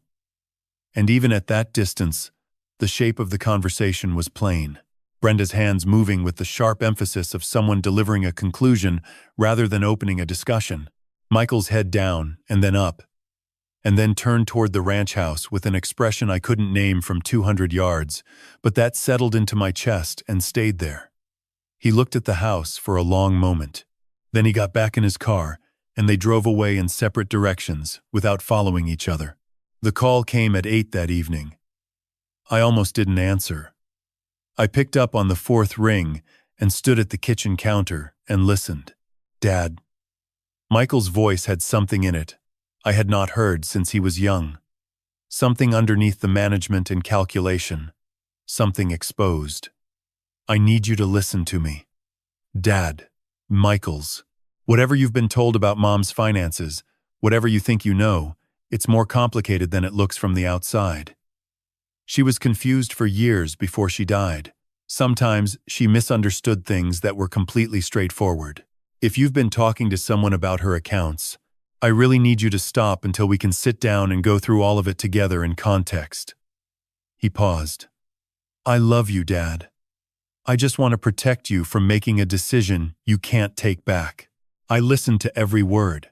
Then I set the phone face down on the counter and did not call him back. At 10:30, Torres's name appeared on my screen. I answered before the second ring. "The warrants are signed," she said. Her voice was quiet and steady. "Both of them. Michael and Brenda. We execute tomorrow morning at dawn. I need you to understand that the next 48 hours are going to move quickly." I looked out at the dark pasture. The windmill stood still in calm air. The south pasture fence line ran straight against the night sky, posts and wire holding the shape of something that had nearly been taken from me while I drove to the feed store and made oatmeal and believed I understood my own life. "I understand," I said. Torres paused. "There is one more thing. Your granddaughter Emma will be at the South Lake house when we execute the warrant. If both her parents are in custody before 7 tomorrow morning, CPS will be called. She'll need someone to come for her." I already knew my answer. I had known it since the morning I stood at the kitchen counter, reading a property tax notice with my hands shaking, and understood that the ground beneath everything I trusted had been giving way for years. "Tell them her grandfather is coming," I said. "Tell them I'll be there before noon." I was already awake when Torres called at 6:15 Monday morning. I had been awake since 4, sitting in the kitchen with the lights off and a cup of coffee going cold in front of me, listening to the ranch settle in the pre-dawn dark, the way Dorothy used to listen to it before the ALS made sitting still in the early hours more labor than rest. The screen lit up on the counter, and I answered before the first ring finished. "It's happening now." Torres said. I could hear it behind her voice before she described anything. Car doors closing in sequence. Radio traffic low and clipped. The particular controlled energy of people moving with purpose in the dark. She was positioned down the street from the South Lake house, and I could hear the neighborhood quiet giving way beneath her words. 4 units, Torres said. Your son just answered the door. I held the coffee cup and looked out at the pasture. At the first pale line beginning along the eastern horizon, Torres narrated in low tones, and through the phone I heard the other voice. The one I had been hearing for 43 years and had never expected to hear under these circumstances. Michael Sullivan, Torres said clearly. You are under arrest for elder financial abuse, forgery of legal documents, and conspiracy to commit fraud. Please turn around and place your hands behind your back. Then my son's voice. Confused, still thick with sleep, carrying the shape of the boy who used to call for me from down the hall when he had nightmares. What? What are you talking about? There has to be a mistake. No mistake, Mr. Sullivan. The metallic sound of handcuffs reached me through the phone, and I set my coffee cup down on the table with both hands. Torres kept her line open and narrated quietly as she moved. White dress shirt. No shoes. Didn't resist. Neighbor, 2 houses down, has a porch light on and is watching. She told me a second unit had gone directly to the salon where Brenda had an early appointment. Torres had anticipated that Brenda might move if she saw activity at the house first. Second unit confirmed, Torres said a few minutes later. Brenda Sullivan is in custody. She asked for her attorney before they finished reading her rights. Her voice was steady, no resistance. Of course, she was steady. Composure was what Brenda did. She had been operating behind composure for years, while everything she touched fell apart for the people around her. A pause. Background voices shifting. Then, Torres again. Lower. Carrying different weight. Mr. Sullivan. Emma is here. She was asleep when we entered, but she woke up during the arrest.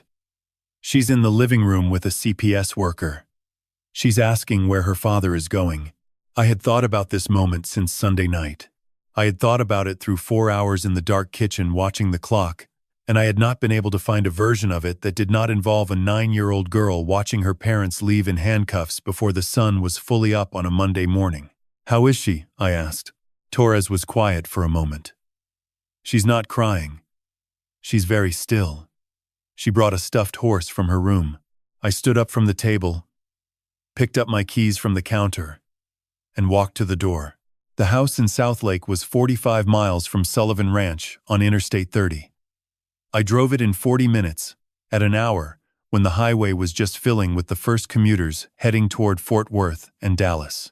I drove without the radio, without calling anyone, in the particular silence that you learn to keep when you are 70 years old and have understood that some drives need to be made inside your own head. The house was a 2-story colonial on a cul-de-sac where every lawn was professionally maintained and every car in every driveway was newer than 4 years old. The kind of neighborhood where a family could live for a decade without learning the neighbors' names. I pulled to the curb, and a young woman in a blue lanyard came to my window before the engine was off. Mr. Sullivan. She had the careful warmth of someone trained to deliver difficult things gently. I'm Andrea, Tarrant County Child Protective Services. Detective Torres told us to expect you. Emma was on the front steps, sitting on the second one from the bottom, both arms wrapped around a stuffed brown horse with one ear askew from years of being carried everywhere. Pajamas with small stars on them. Bare feet on the concrete.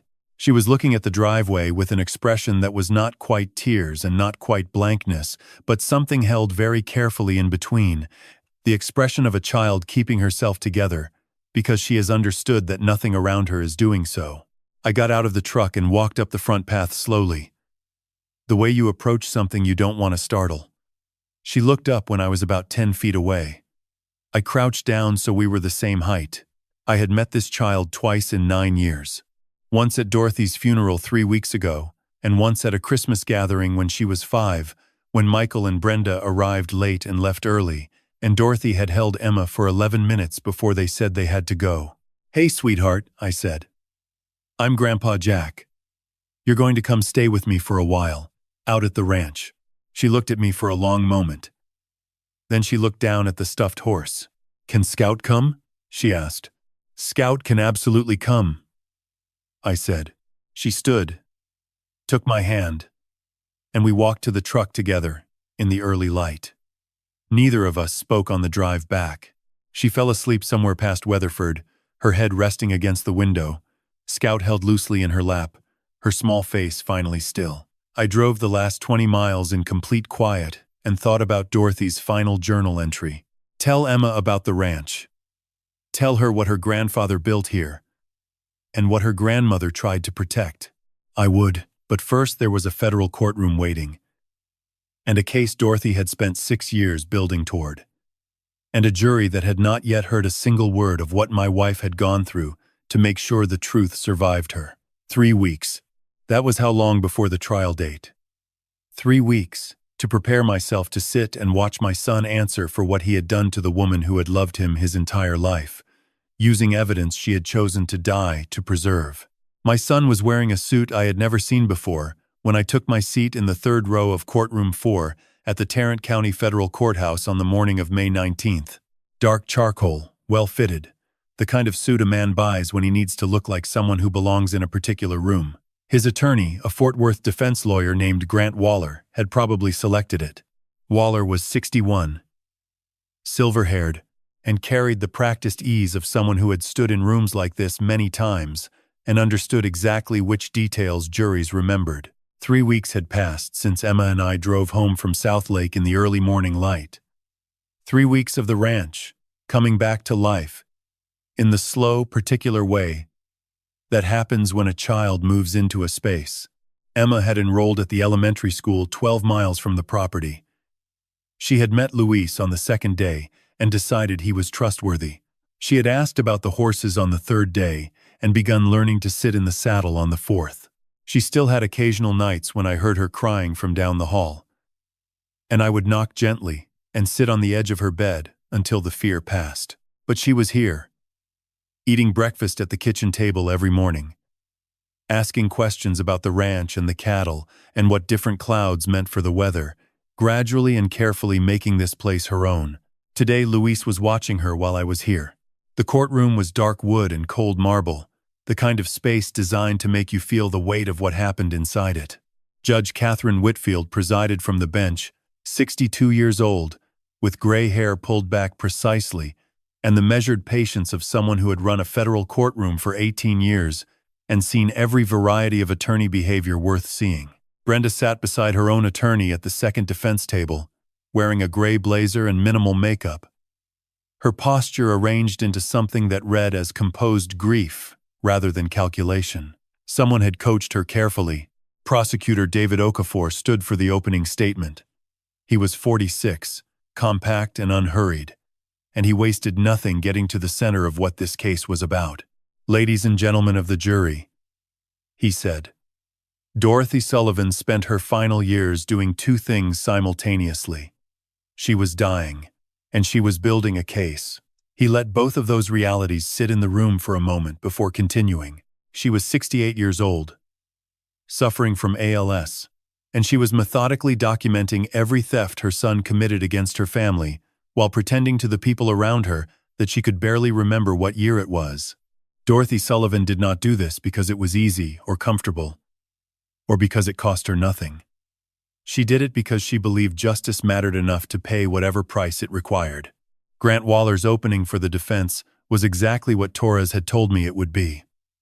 He spoke about the complicated financial arrangements that sometimes developed in families managing the care of aging parents, about a devoted son who had taken on increasing responsibility as his mother's health declined, about communication failures and the way that grief, in retrospect, could cast ordinary family decisions in an unfair light. Michael Sullivan loved his mother, Waller said, and what the prosecution had characterized as systematic theft was a family financial arrangement that had grown complicated in ways that no one had properly documented at the time. I looked at my hands in my lap while he spoke. I thought about Dorothy's left hand pressing the pen into the journal at 2 in the morning. I did not let my face do anything particular. The prosecution calls Raymond Hicks, Okafor said. Raymond took the stand with the upright bearing he carried everywhere. He was sworn in, and Okafor walked him through it efficiently. The way a good prosecutor handles a witness whose testimony needs no embellishment to be effective. Raymond described the certificate of deposit Dorothy had opened in the spring of 2017, described her specific written instructions that no person, including any family member, was to access the account without her in-person authorization, described the 4 separate occasions between 2020 and 2023 when power of attorney documents had been submitted to his branch by Michael Sullivan, each one claiming Dorothy was cognitively incapacitated and unable to manage her financial affairs. Okafor placed the 4 forged documents on the courtroom screens in sequence.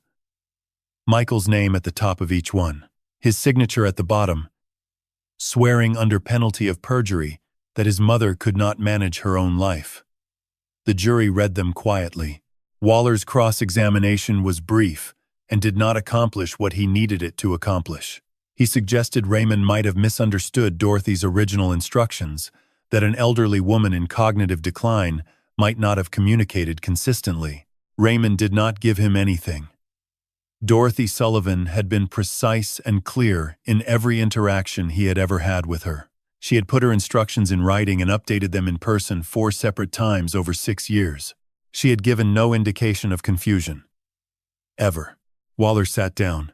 The afternoon light came through the high windows at a low angle, crossing the courtroom floor between the defense tables and the witness stand. The jury had been attentive all morning in the way that people are attentive when they understand they are hearing something that matters. Okafor gathered his papers and turned back to the room.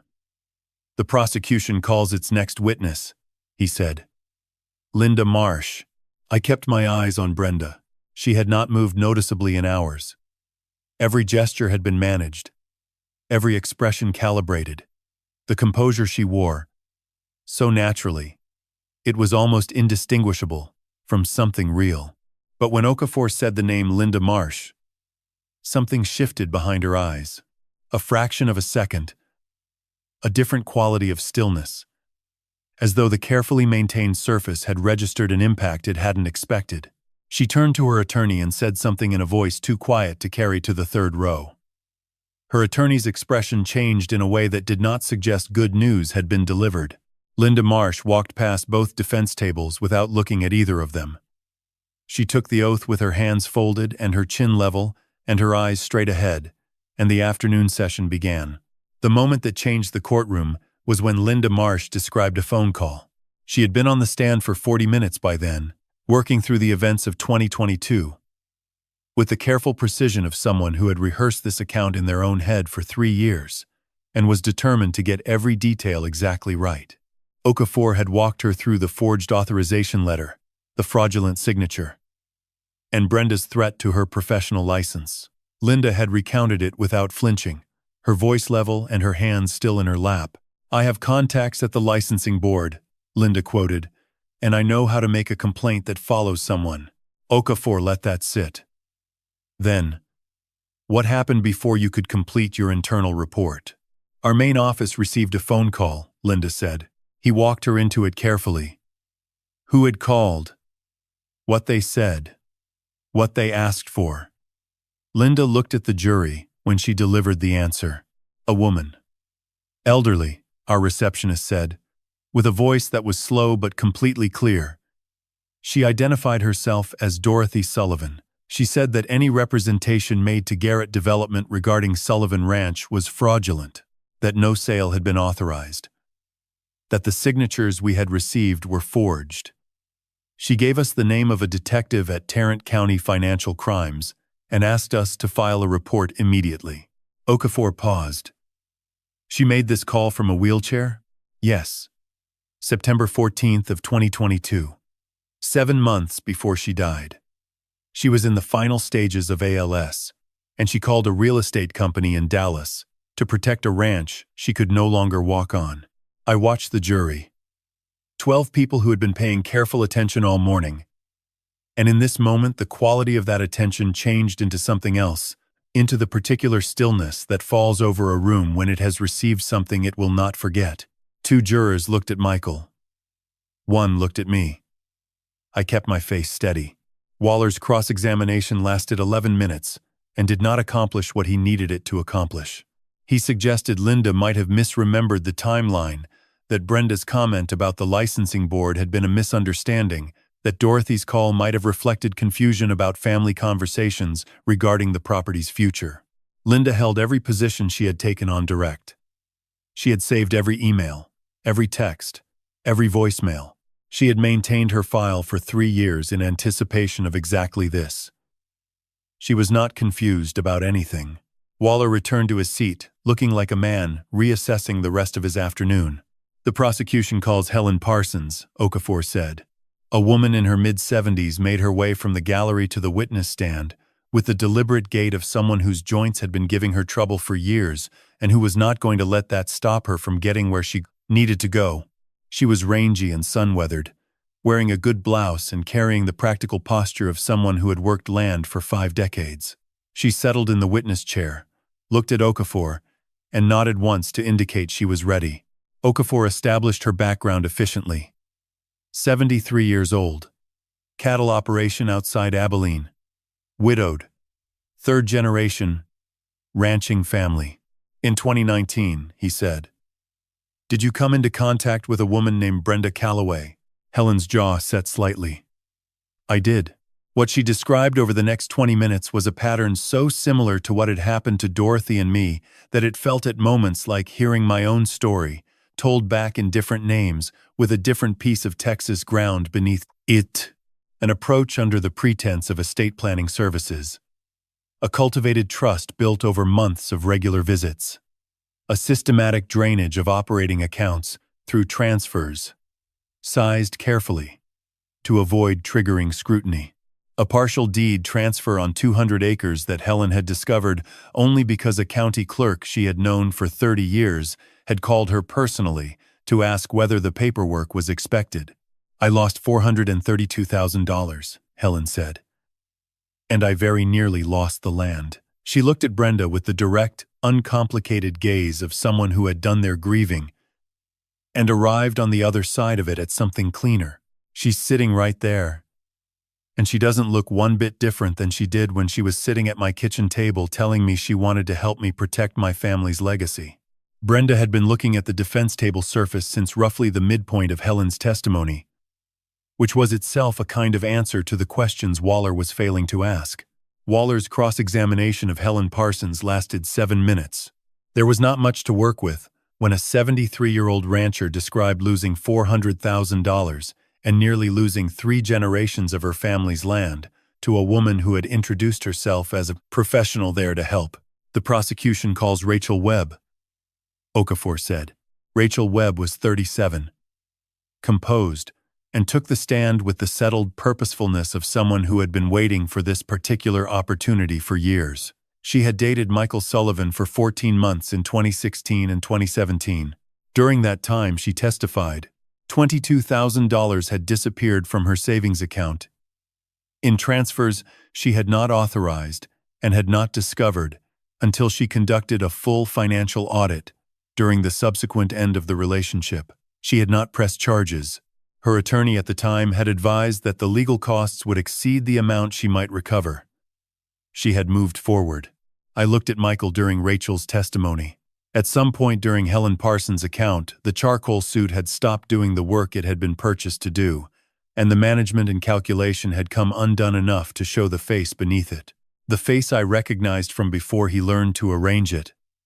From when he was young enough that what he felt was visible before he decided whether to let it be. Okafor stood from his table one final time as Rachel Webb stepped down. He looked at Judge Whitfield, then at the jury, and then he said the 7 words that made the entire courtroom draw a single breath. Your Honor, the prosecution has one final witness. The pause that followed was deliberate. The pause of a man who understood precisely what he was about to say and what it would do to the room when he said it. The prosecution calls Dorothy Sullivan. The lights dimmed in courtroom 4 at 2:15 on the afternoon of May 20th, and the room became something different from what it had been all morning. Something quieter, something that required a different kind of attention. Judge Whitfield had ruled the video admissible after a brief exchange in which Waller objected on hearsay grounds, and Okafor cited the federal exception for unavailable declarants with corroborating evidence, and Whitfield considered the matter for 30 seconds before overruling the prof. objection. She had looked at the jury over her glasses and said, "You will evaluate this testimony according to the same standards you apply to any other sworn statement presented in this court." Then she nodded at the technician, and the screen at the front of the courtroom came to life. The date stamp in the lower corner read January 9th, 2024, recorded 16 months before this trial. I did the math without meaning to. In January of 2024, Dorothy's ALS had been progressing for 2 years, and her pancreatic cancer had just been confirmed the same week. She had gone into Walter Gaines's office with her left hand still functional enough to sign documents, and her voice still clear enough to be understood clearly, and she had recorded this knowing she would not live to deliver it in person. Dorothy appeared on screen seated at Gaines's desk, the wall of law books behind her forming a backdrop that made her look both smaller and more formidable than I had been prepared for. Her cheekbones were sharper than I remembered from that period. The lines around her eyes were deeper. But her eyes themselves were the same gray-blue I had been looking into for 49 years. And the expression in them was the one she wore when she was about to explain something difficult to someone who needed to hear it, regardless of whether they wanted to. Patient. Clear. Absolutely certain of what she was doing. "My name is Dorothy Marie Sullivan," she said. And hearing her voice in that silent room was a thing I do not have adequate words for. She stated the date and confirmed she was of sound mind and understood she was giving sworn testimony. Then she began. She spoke for 39 minutes. She explained the discovery in March of 2019. The decision to document, rather than confront, immediately.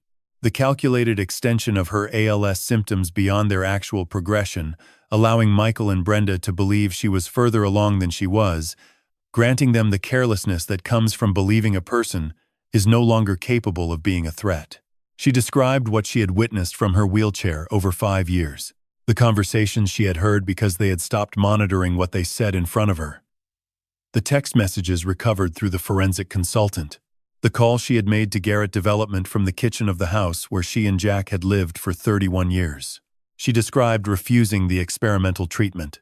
"I had $2.1 million, she said, looking directly into the camera without hesitation. "I could have used it to fight the ALS and fight the cancer. I chose not to, because that money was no longer mine to spend on myself. It was evidence. It was the foundation of this case.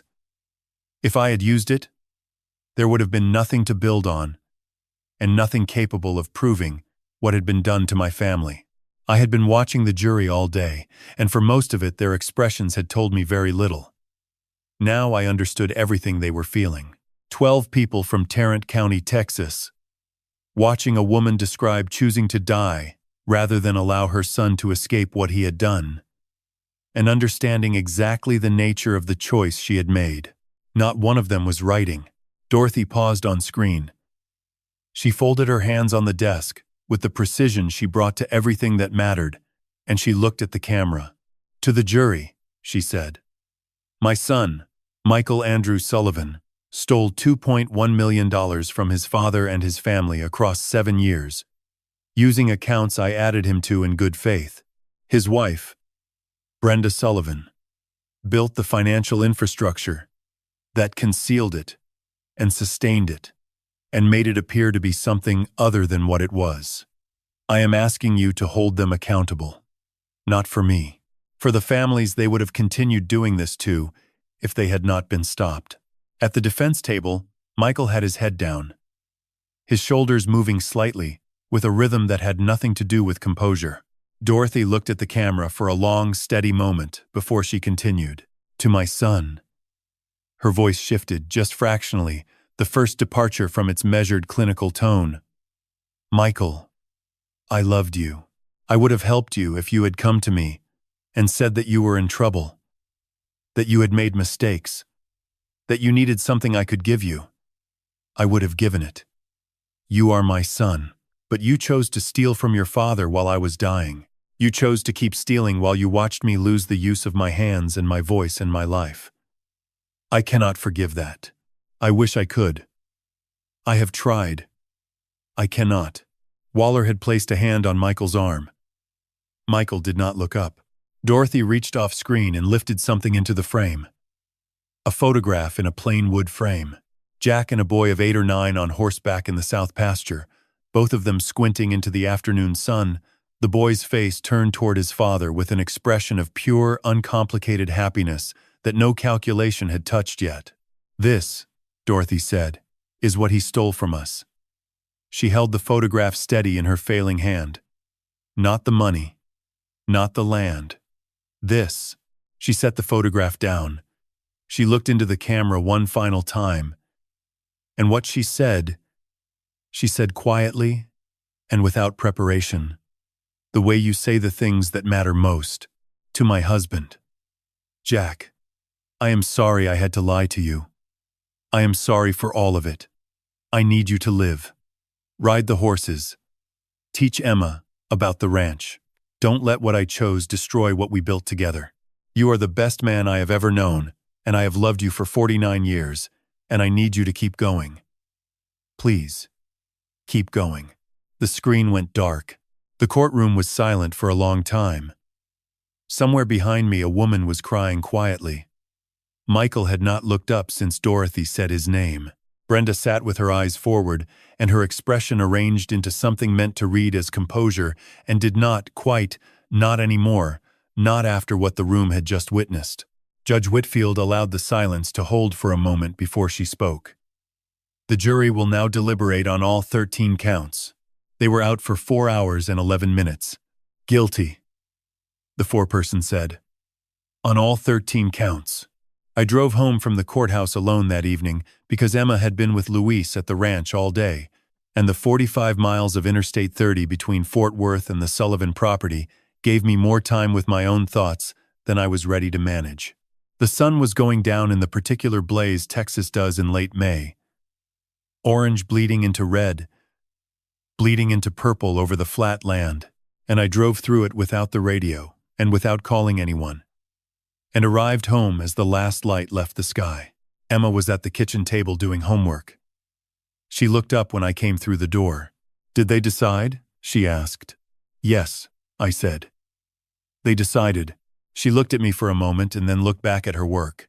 I made dinner, and we ate at the table where Dorothy used to eat, and where I had read Dorothy's journal, and where my life had been taken apart and rearranged in the span of 6 weeks.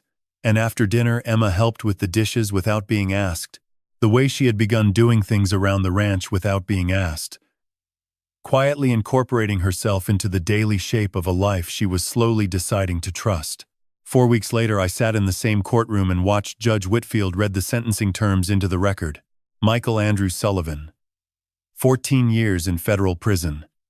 Mandatory restitution of $2.1 million, plus court-determined damages. Michael stood at the defense table in the same charcoal suit that by now seemed like a relic of a version of himself that no longer existed. He said nothing. He did not look at me. He had not looked at me since Dorothy said his name from the video screen. Brenda Ann Sullivan. Née Calloway. 9 years in federal prison.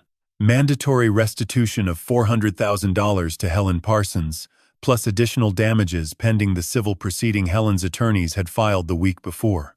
Brenda nodded at the bench as the terms were read, a small professional acknowledgement, as though she were noting an outcome in a business meeting that had not gone the expected direction. Her attorney was already preparing the appeal.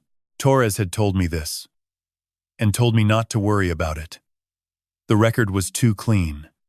Dorothy had made it too clean. I sat in the emptying gallery afterward and looked at the wall where the screen had been folded back into its housing. The room had returned to ordinary. Cream walls. Dark wood. The fluorescent light of institutional spaces that makes everything look slightly tired. Dorothy had been dead for 2 months and 6 days. She had been dead longer than the entire visible portion of the investigation had taken to run its course, which made clear, in a concrete way, how precisely she had timed everything. She had built it to move quickly once it was set in motion. 3 letters from Michael arrived over the 6 weeks that followed. I put each one in the kitchen drawer without opening it. Torres had told me what to expect. He would want to explain. He would want to offer a version of events with more room in it than the one the jury had accepted.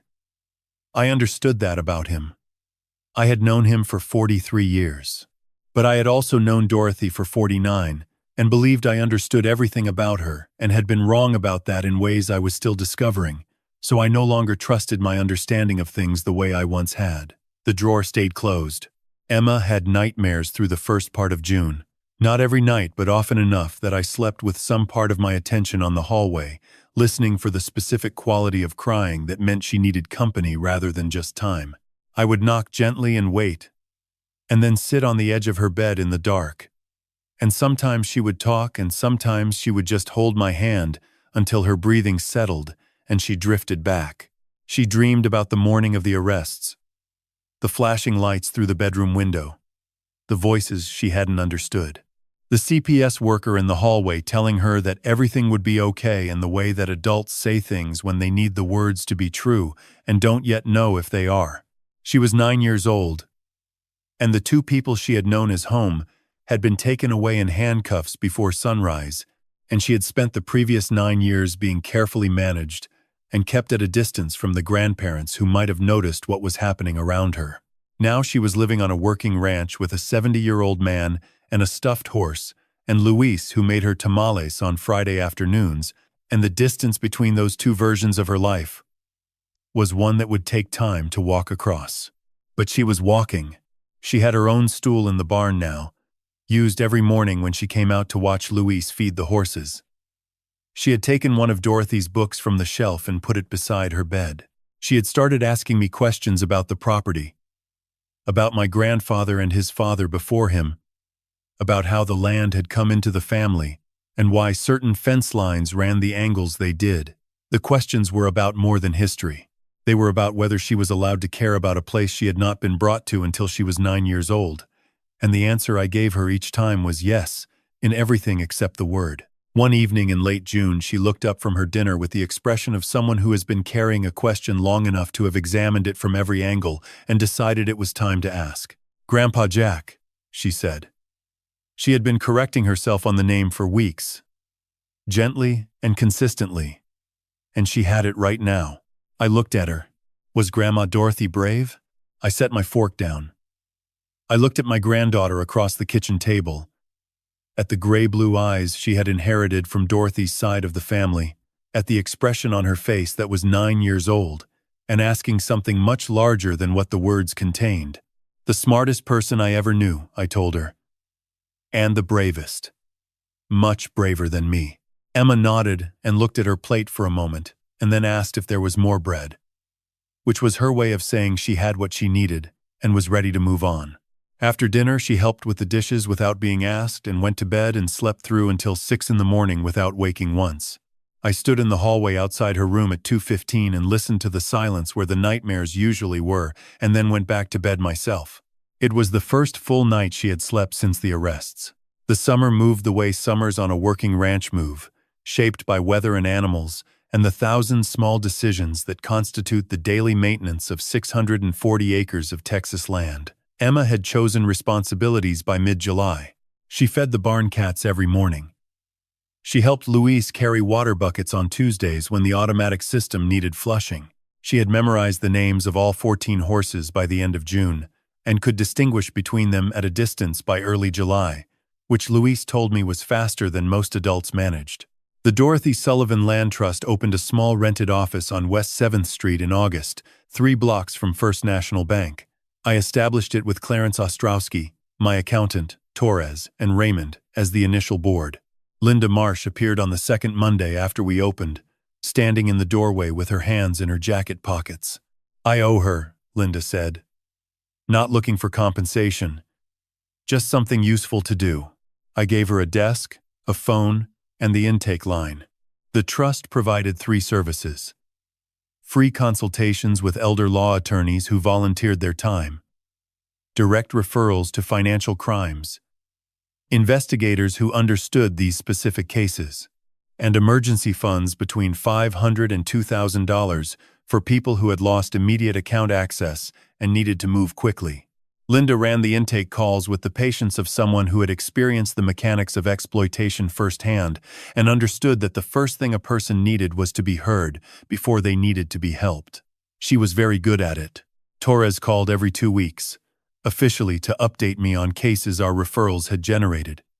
Actually, I understood, to check on Emma and me. By October, we had helped 23 families. By November, the number was 31, and we were receiving calls from outside Tarrant County, from Parker and Johnson and Wise, from Abilene, where Helen Parsons had quietly told her network about us, from a retired judge in Lubbock who wanted to discuss a formal referral partnership. Emma started 3rd grade at Creekwood Elementary in late August and came home the second day with a girl named Priya who wanted to see the horses. After that, Priya came every Thursday afternoon, and the two of them would sit on the fence rail watching Luis work and talk in the fast, overlapping way that 9-year-old girls talk, about nothing in particular, and everything that matters. Emma's teacher put the word exceptional on her October progress report in 3 separate categories. Emma taped it to the refrigerator herself without asking permission, which told me everything I needed to know about where she had landed in this life. The nightmares had become occasional by September, once a week, at most. By October, less than that. Dr. Voss used the word progress carefully and without overpromising, which was how I knew she meant it. Luis had been giving Emma riding lessons since the 2nd week of July, 20 minutes every Saturday morning, starting with a 15-year-old quarter horse named Della, who had the temperament of a very large and patient dog. By August, Emma was walking and trotting without assistance. By October, she was cantering through the south pasture with her back straight and her hands easy on the reins. And one afternoon in early November, Luis said something that stopped me where I was standing. "She has a feel for it," he said. "Natural. The way your wife had it when she was young." I looked at him. Dorothy grew up in Fort Worth. She didn't learn to ride until she was 26. Luis looked back at me with the expression of a man who has worked land long enough to recognize things that can't be argued with. "She had a feel for it," he said again, and left it there. In late November, the Tarrant County Junior Equestrian Association held its fall competition at the Will Rogers Coliseum. Emma had been riding 4 months. She was the youngest competitor in her division by 2 years. She did not win the main event. She won the novice horsemanship class by a margin that made the judge check her age on the entry form twice. She came out of the ring still on Della, the horse walking calm beneath her, and found me at the rail fence the way she had learned to find me in crowds over the past 6 months, the same automatic search that told me she had decided I was a constant she could count on. She held up the yellow ribbon and grinned the full-face smile that reached all the way to her gray-blue eyes and transformed everything about her expression. Then the grin softened into something more careful, more considered. The expression she wore when she wanted to get a feeling exactly right before she let it out. "This one is for Grandma Dorothy," she said. She held the ribbon up toward the Coliseum lights the way a person holds something toward a place they believe is being watched. She would have liked this. I could not speak for a moment. I nodded.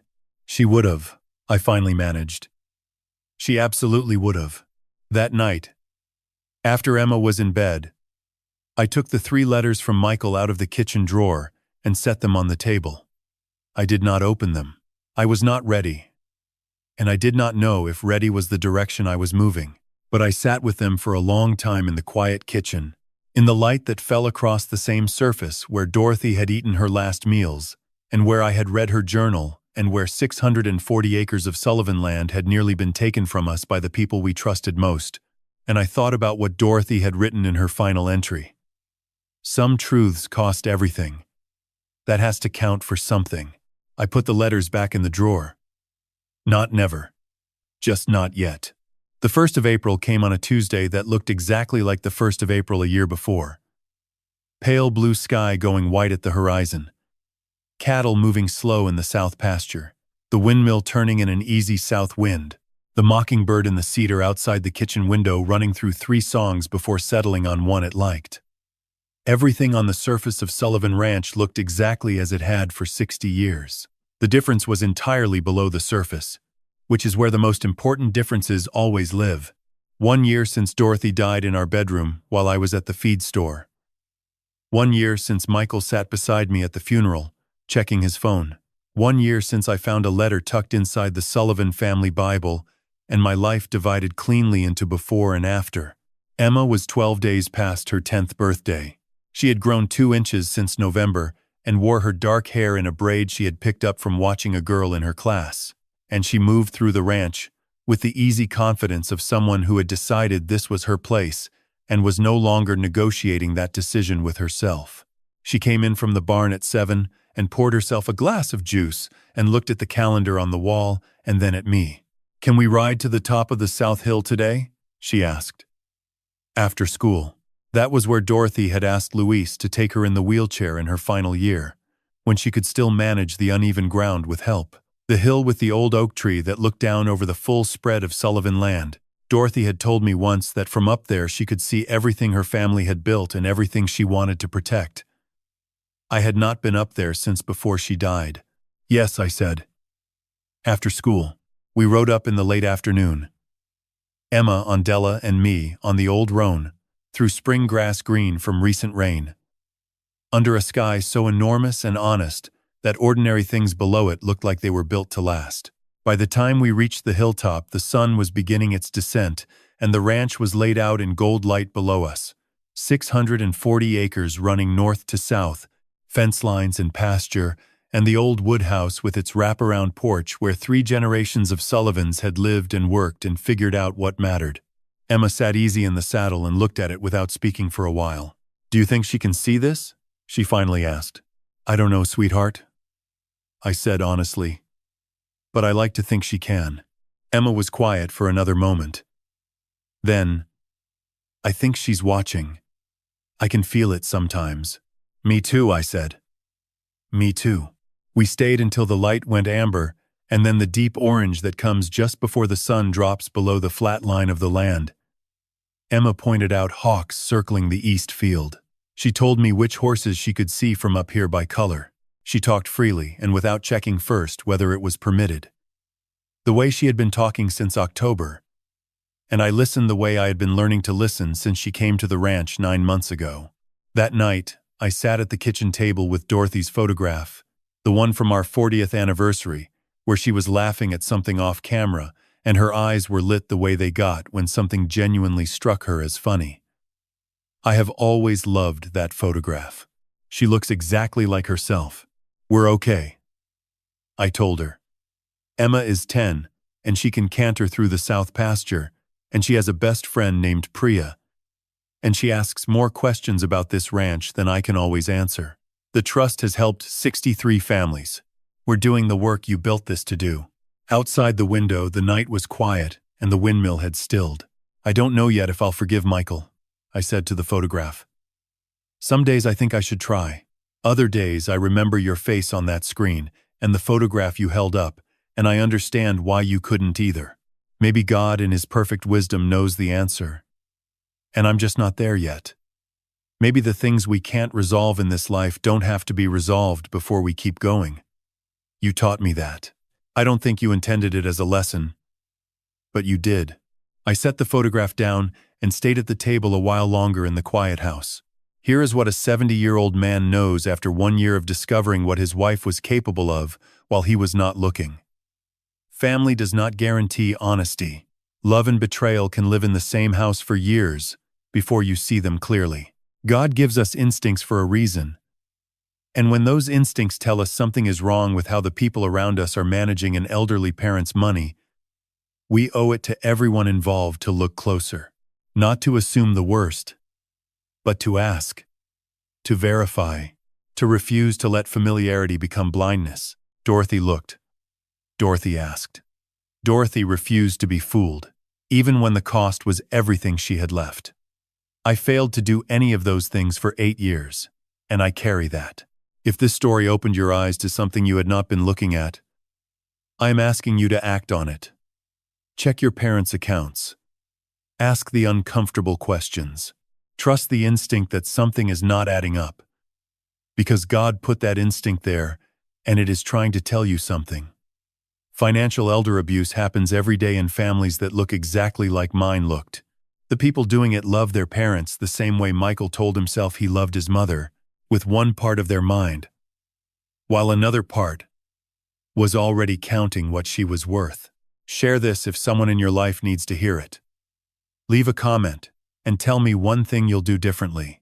Subscribe to this channel because there are more stories like Dorothy's, and every one of them carries a warning that someone out there desperately needs before it's too late for their family.